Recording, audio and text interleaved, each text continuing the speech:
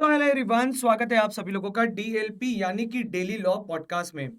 इस particular podcast में हम लोग यहाँ पर बात करने वाले हैं दो section of chapter number 9 companies act 2013 के। दैट इज सेक्शन नंबर 132, जिसको हम लोग बोलते हैं नेशनल फाइनेंशियल रिपोर्टिंग अथॉरिटी यानी कि नफरा।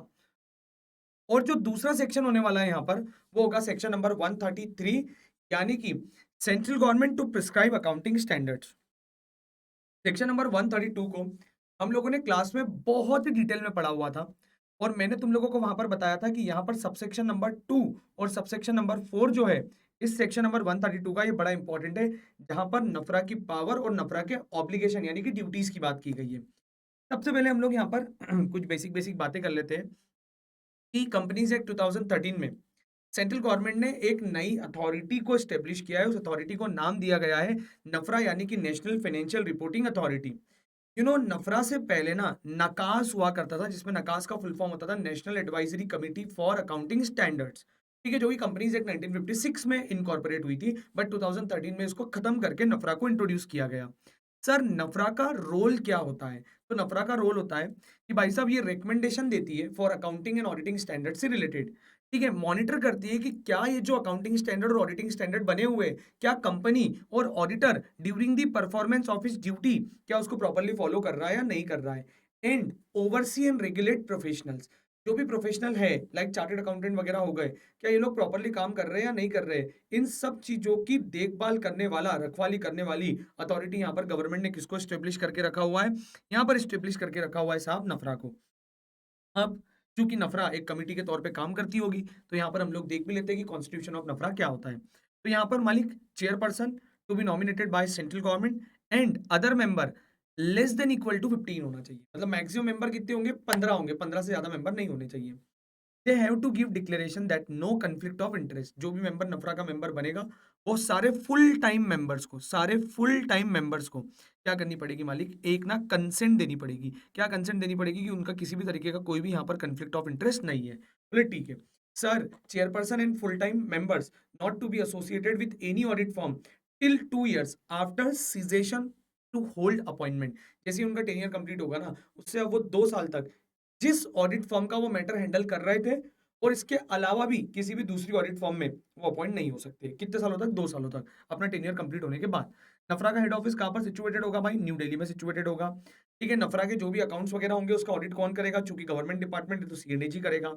यदि मान लीजिए नफरा ने कोई ऑर्डर पास किया है, उस ऑर्डर के अगेंस्ट में अपील कहाँ पर करेंगे हम लोग? तो उनके ऑर्डर के अगेंस्ट में अपील हम लोग अपीलेट ट्राइब्यूनल यानी कि एनसीएलटी, इसका फुल फॉर्म होता है national company law appellate tribunal में करेंगे।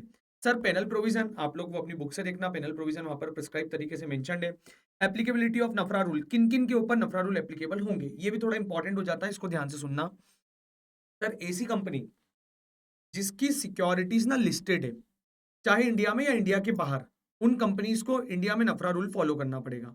सर, ऐसी अनलिस्टेड पब्लिक कंपनी जिसकी paid up share capital 500 crore रुपए उससे ज्यादा है, या फिर जिसका एनुअल टर्नओवर 1000 करोड़ रुपए उससे ज्यादा है, या फिर उसके आउटस्टैंडिंग लोन्स, डिबेंचर या डिपॉजिट्स 500 करोड़ रुपए उससे ज्यादा है।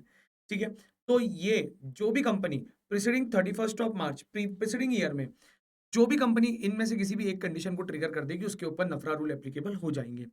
सर, नफरा रूल जो है ना, वो insurance company, banking company, electricity company, कोई ऐसी बॉडी कॉर्पोरेट जो कि स्पेशल एक्ट से गवर्न होती है, या कोई भी ऐसी अदर कंपनी या बॉडी कॉर्पोरेट जिसको सेंट्रल गवर्नमेंट ने स्पेसिफाइड कर दिया है फॉर पब्लिक इंटरेस्ट, उनके ऊपर भी यहाँ पर नफरा रूल एप्लीकेबल हो जाएंगे। ठीक है, अब बात आती है कि क्या नफरा के ये जो रूल्स है, क्या ऐसी बॉडी कॉर्पोरेट जो कि इनकॉर्पोरेटेड और रजिस्टर्ड हुई है आउटसाइड इंडिया, और जो कि सब्सिडरी एसोसिएट कंपनी है किसी इंडियन कंपनी की, तो क्या उसके ऊपर भी ये नफरा रूल एप्लीकेबल होंगे क्या? तो इसका आंसर है यस, उनके ऊपर भी नफरा रूल एप्लीकेबल होंगे। पर एक कंडीशन है कि उनकी जो इनकम और नेटवर्थ है ऑफ सच सब्सिडरीज और associate company is more than 20% of the consolidated income और नेटवर्थ ऑफ द कंपनी और बॉडी कॉर्पोरेट मेंशन अबव। ठीक है, तो उनकी जो भी टोटल जो भी उनका टर्नओवर है, मतलब जो भी उनकी इनकम है या जो भी उनका नेटवर्थ है, उसका एग्रीगेट का, मतलब दोनों का मिलाने के बाद 20% अकेला हिस्सा उस फॉरेन सब्सिडरी या एसोसिएट का है, तो उसके ऊपर भी यहाँ पर नफरा रूल एप्लीकेबल हो जाएंगे, जिसकी नॉलेज आपको होनी चाहिए। ठीक है, फिर मैंने आपको बताया था सबसेक्शन नंबर 2 और सबसेक्शन नंबर 4 बड़ा इंपॉर्टेंट है। और सबसेक्शन नंबर 4 में तो सबसे इंपॉर्टेंट चीज आती है कि are notwithstanding anything contained in any other law for time being in force.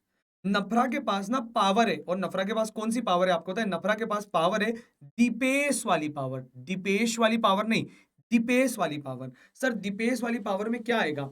मालिक नफरा जो है ना, वो पावर टू इन्वेस्टिगेट है इनके पास में। ठीक है, लाइक सिविल कोर्ट जैसी पावर आ जाएगी इनके पास।